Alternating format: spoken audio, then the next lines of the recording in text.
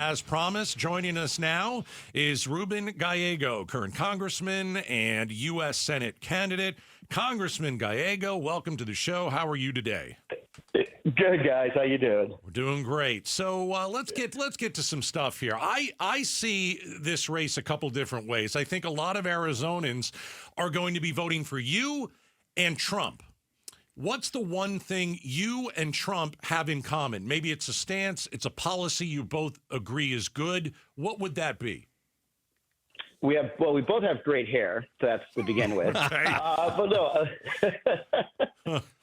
look, I actually think one of the things that I really align with him is on energy policy. I think we have to have a massive investment in nuclear energy. I think that's something that can be very key, especially for us in the Southwest and going in the future. Now, I think it's a great way for us to continue our growth in manufacturing, and it brings down our costs overall, reduces our carbon pollution. I think I don't know why he likes it, but for that reason, we are aligned there. And also the permitting, this is kind of boring stuff, but the permitting regulations that we need to fix in order to make these things happen, move faster. I actually do appreciate the fact that he understands that sometimes the bureaucracy that we put in government to ensure things are protected sometimes also slow down some necessary investments. And you could see that whether it is, for example, power plants, or it is even like solar farms. Sometimes the regulations we put in are actually harmful to actually getting things done. Congressman Ruben Gallego joins us on Outspoken. And Congressman, thanks for being here.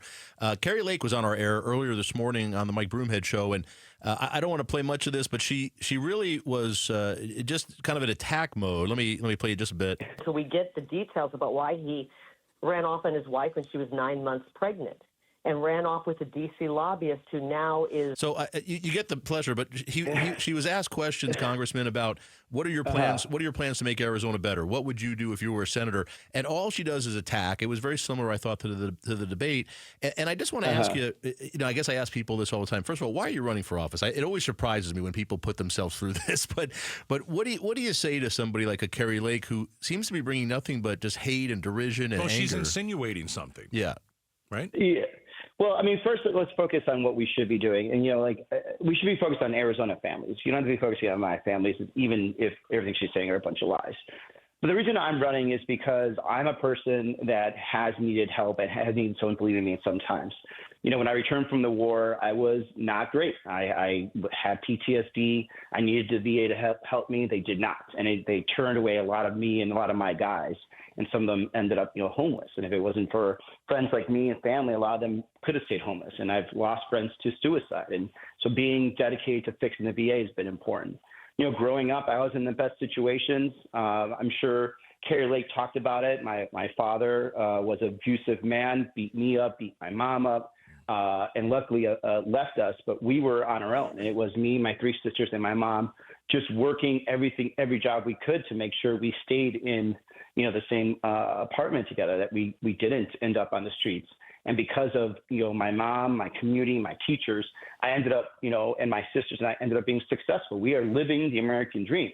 And the problem right now is when you're actually out in Arizona, there's a lot of people that are working very hard, making 40 hours a week, keeping their nose clean, having great kids that are also doing great, but they feel like they're just falling behind. And a lot of it's because when you send politicians to the Senate, to D.C., they totally forget why they're there. And a lot of them have never experienced a hard day's work. A lot of them will never understand the joy of actually making overtime, or the indignity of working 40 hours a week and still not being able to pay the bills. And so I may not agree with everything that Republicans think about, or Democrats or independents, but at least you should know that I am the kind of person that still remembers those days, because I'm not that far removed from those days. Ruben Gallego, current congressman, U.S. Senate candidate. So you had PTSD. And did it lead to? I have. Okay. I have. You don't really get rid of it, unfortunately. Got it. That's fair. Did it lead to any abuse? Did it lead to you leaving your wife if she was 9 months pregnant? Is any of that stuff true? No. Look, the judge who actually is overseeing this has said that this is one of the most boring divorce procedures. The reason Kate and I have try to keep our as much confidentiality is not for us. It's for our son, Michael. We have a son who did not choose to run for office, but we need to protect him and his privacy. And that's all we've been asking this whole time. And Kari Lake and her allies know that. They know that because the judge told them there's nothing there, and yet they continue to attack. And of course, we're worried. This is the person that attacked the McCain family, that attacked the Richer family to the point where he had to go get bodyguards.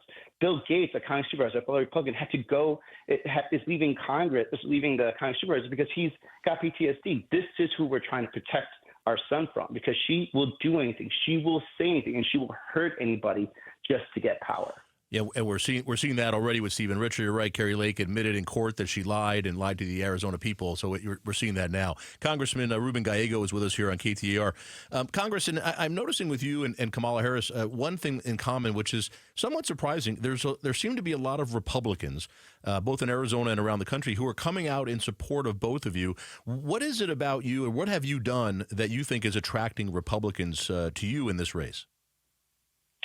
Well, I think at least for me, we have like a 10-year history working across the aisle with the Republicans, and actually 14 years of being in the State House. My first bill I passed was a bipartisan bill with a Republican named Tate Vogt from Southern Arizona to give in-state tuition to all veterans as soon as you landed in Arizona. So the first day you landed in Arizona, you didn't have to wait a year. You had automatic in-state tuition. That's because I learned that from serving with guys that tried to go out of state and found themselves paying out of pocket. Going to the House, I worked with Martha McSally to have veterans join law enforcement, specifically Border Patrol.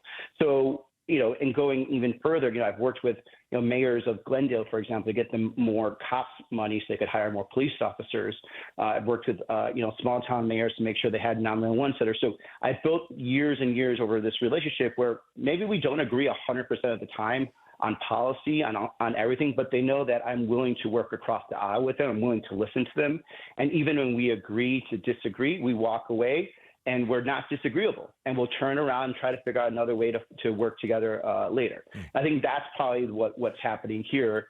And it's just kind of an accumulation of a lot of work that I've done with Republican friends for forever. And one of the cool things about Arizona, unlike other states, is that you still have friends across the aisle, right? That happens, and I think this is something that you're seeing here.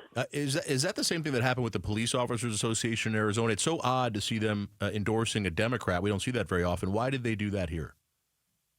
Well, I've known a lot of their leadership for more than almost 15 years now, because I worked with them when I was a city staffer, and then kind of continued that relationship. And then even when I was in Congress, and again, we've agreed and disagreed on different subjects, but whenever they needed more body cameras, whenever they needed more police officers, whenever they needed more support, whenever they needed more support for healthcare benefits, I was always there to back them. And in my time, I brought probably close to, I'm trying to think of probably a couple hundred more police officers to Arizona that normally you not get through different types of funding. So it's accumulation basically of working with different police departments, police officers. I introduced bills, for example, to help our local small town rural communities get federal funds so they could actually have police officers, because a lot of times they get left out of the federal formulas.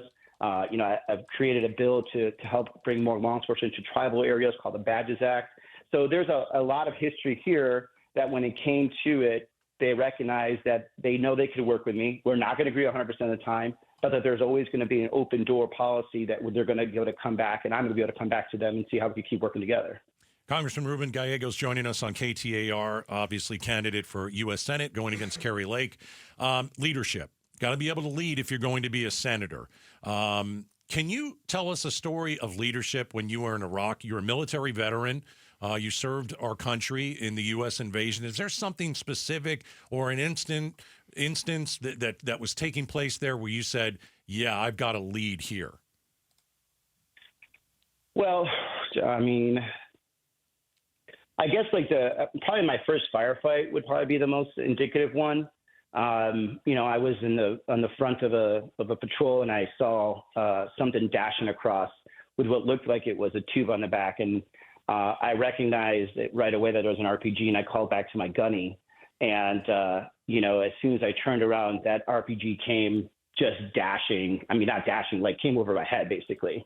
And luckily, because I'm still here, detonated behind me. And I was down on the ground in a nice little safe ditch.